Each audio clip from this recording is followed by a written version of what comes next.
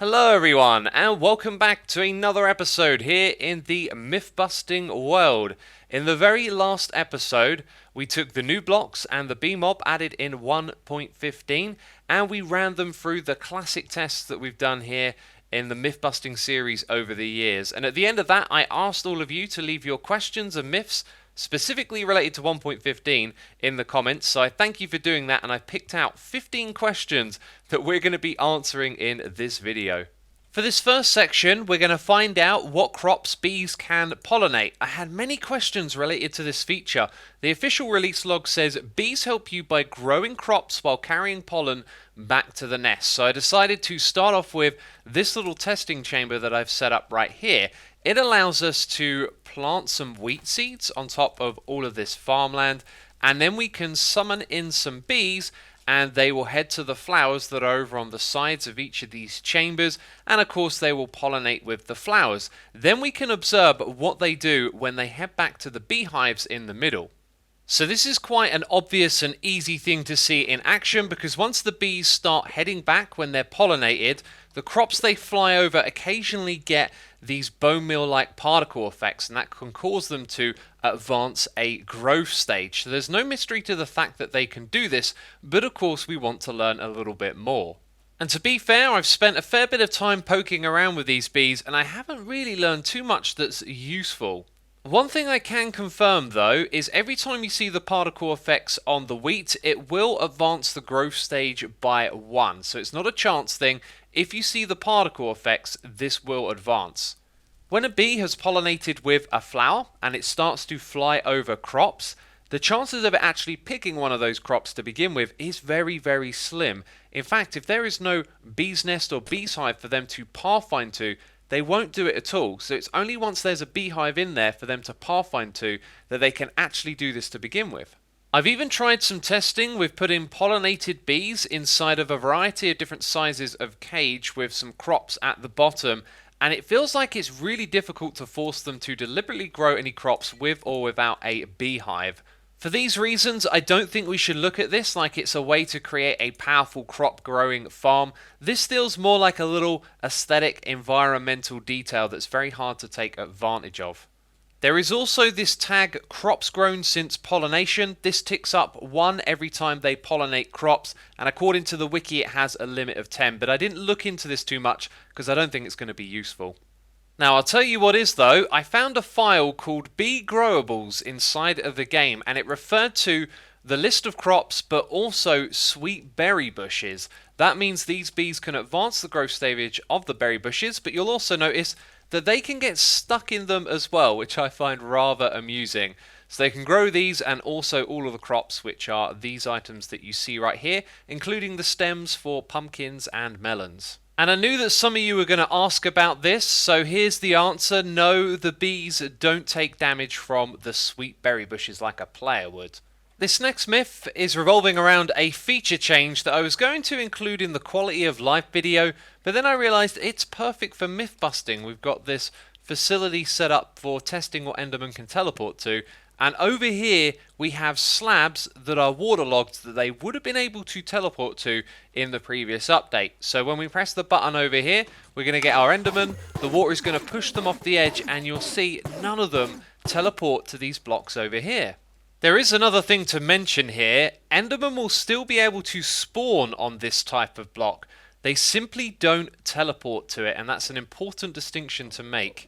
They are also completely incapable of pathfinding or moving around. If they're on one of these blocks that they can spawn on, all they will simply do is stand in the same spot, which is really strange, but not a single one of these has moved since they spawned. Our next question asks if it's possible for a bee to stay alive after it's used its stinger. Now what we're going to do is summon in an angry bee, and this is a thing with summoning them in, they sometimes immediately disappear. Now this one's going to use its stinger and attack me, and then about 50 to 60 seconds later it's unfortunately going to die. And there it is, the bee eventually dies. Now my suspicion is that this death is hard-coded and has nothing to do with health or taking damage. So over here we have absorption, regeneration and resistance all level 255, and this is set up to target a bee. So let's summon in an angry bee again that's going to attack me, use its stinger, and now it's going to have absorption, regeneration, and resistance for the rest of its days. As we get closer to it, you can see that it's got the particle effects coming off of it, so that confirms that it has these 3 effects. Okay, this is different. It's not actually dying because of these effects, but clearly it's taking damage. Wow, so the game must apply some sort of damage consistently after a certain amount of time. This was not what I expected, and this is why we do these tests, because you can always find out interesting things about this game. So the bee has now entered the void, and down here at -7, it seems to just sit and not do anything. Now I've been running this command to check on its health, and it always has 10, which is 5 hearts. And I believe what's happening here is the regeneration is just simply healing it while the game is applying damage to it. So technically, yes, you can kind of keep it alive, but here's the thing, in survival Minecraft, I don't think this has any application. There doesn't seem to be any end to the bee's suffering, and I'm not sure if something like regeneration 2 potions could keep it alive.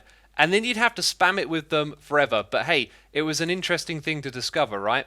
This next question seemed to be a popular one. A lot of people were asking about honey blocks and how they affect anvils, if full damage would accumulate when on the honey block. The short answer is no. Let's see this in action. We're going to shoot an anvil over onto the side here. The animation for some reason is a little bit stuttery in this world, and when it lands it doesn't do any damage to the creeper, and that's because it is the equivalent of falling from just below the honey block where I can't actually place the anvil block. So if we go 1 lower and we put an anvil on the side of this, we'll see that it does 2 hearts of damage.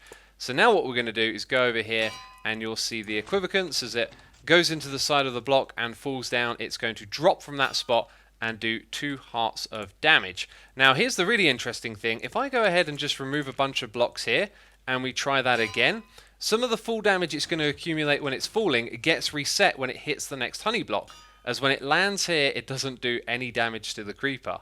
Let's now do one more test just from up here so it can accumulate a fair amount of damage. That did 10 points in total, so if we go up here, place an anvil, this thing's health will drop to 76. So if it wasn't clear, the anvil doesn't accumulate damage when on the side of the honey block, and it actually gets reset as well, which is rather interesting. Now the next myth is, can bees pollinate with wither roses? And the answer is both yes and no, and not for the reasons you might suspect. Obviously, the wither rose is going to damage the bees, but here's the thing, I'm going to give the bees absorption, resistance and regeneration all level 255. In theory, this should keep them alive, but for some reason, unknown to me, it doesn't. So here come all of our bees with those potion effects, and as you can see, they're attracted to the wither rose because it is a flower, and they start to dance around and pollinate. They're also taking damage, but for some reason, the absorption, the resistance, the regeneration, it isn't enough. The bees die. And I've got to say, this one has left me a little bit baffled. Well, at least now I've found a way to prove that they can pollinate with the wither rose, and that is by simply spamming them over and over again with instant health, which is surely the job that summoning them with regeneration should do, but apparently not. And while we're on the subject of bees and wither roses, another commonly asked question was, can you breed them with wither roses? Well, you can certainly lure them to you, and if we feed them both a wither rose, they don't get withered, and they're able to breed together and have a little baby bee. This next myth is about the honey block and slow falling. A lot of you are asking if it would stop you from falling down completely, and I can tell you that the answer is no. I've done some testing over here in survival, so let's fall down and move into the honey block, and you can see that we are slowed down a little bit more. But let's do a side-by-side comparison to see how much of a difference is made. So on the left hand side we have slow falling, and on the right we have without slow falling, and clearly it makes a difference to the falling speed when you're going down the side of a sticky slime block. So in conclusion, it slows you down, but it doesn't stop you completely. This next one is less of a myth and more of a clarification. Let me educate you, because I had so many questions related to campfires, the beehives and the bees' nests. It was clear people didn't quite understand how this works. So the application of the campfire is to use your shears or your glass bottle on a bee's hive or a bee's nest without angering the bees. It has nothing to do with breaking the nests either, which we'll come back to in a moment. So next we're going to go over here, we're going to try and get some honeycomb, and oh no, we've made the bees angry, and if we use the bottle on this one, once again, it angers the bees inside. Now, as I said, this has nothing to do with breaking the bees' hive or the bees' nests. That makes the bees angry, and breaking the nest also makes them angry. So it's simply for harvesting honeycomb or honey bottles. Things are different if you have the Silk Touch enchantment. That allows you to pick up the bees' nest without angering the bees. Same for the beehive. I have been experimenting with flying and then teleporting yourself to a different location.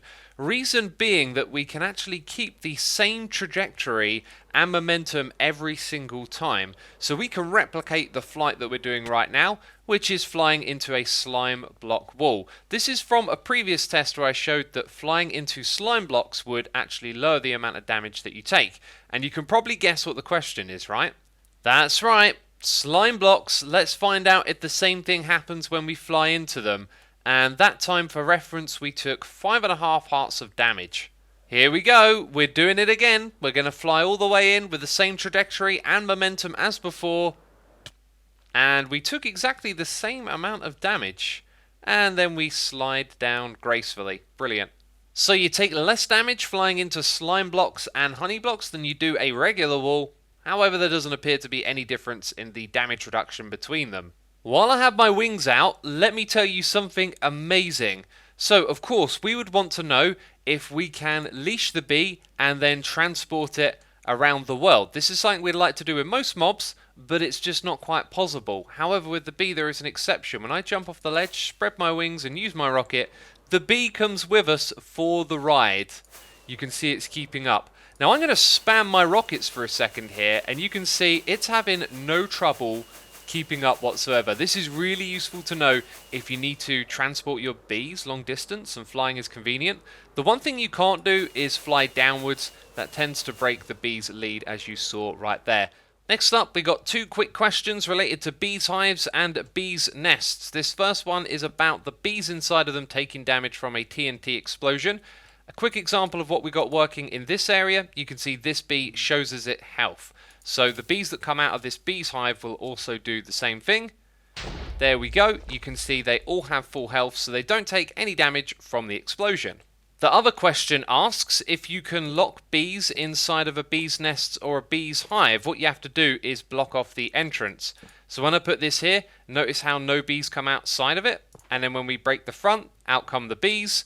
And just for clarification, this is a bee's nest where the bees will want to escape immediately every time I place it, but if there is a block in front, then they're not able to.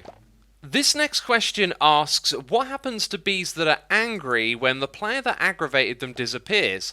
Would they then go and attack a different player? I mean, here I am minding my own business, and oh, look at that, it's Evil Asuma here to anger the bees and then log off of the server like a true scumbag. And as you can see there, yep, the bees tried to attack me as well.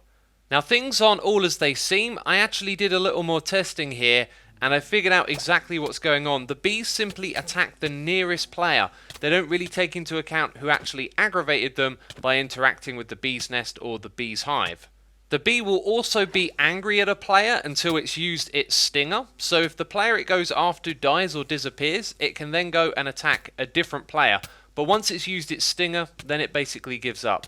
One of the things I really love about making these videos and having comments on them is that you all think of things that I don't even think of. I mean, in the last episode we put a boat in a bee, and rightly so, we should have tested to see if that meant it took any water damage. Now, you know that obviously the bee is inside the boat, right? But this game can be funky, and the bee is kind of effectively at the level of the water. But as you see here, it doesn't take any damage in the boat, and that does indeed make it effective for transporting bees. Our last myth this video is one that will become a routine check every time there is an update, kind of like the last video that we did, and it asks what color do these blocks appear as on a map, and that's what we're going to find out. Now, the person who suggested that we do this also said that they were a map artist, so obviously knowing what colors these blocks are useful to them when they use the maps for pixel art and whatnot. So let's have a look at the map. Those are the 4 colors. Kind of looks to me like there might be a slight difference between the two on the left, but otherwise that's it. Those are the colours. And so, my friends, that's another 15 myths busted. And if you didn't catch the last episode related to a 1.15, there will be a link on the screen and in the description box down below. As always, in the comments, be sure to ask your questions and leave a like to support the video. Thank you for doing that, and I'll see you soon with another one. Bye bye.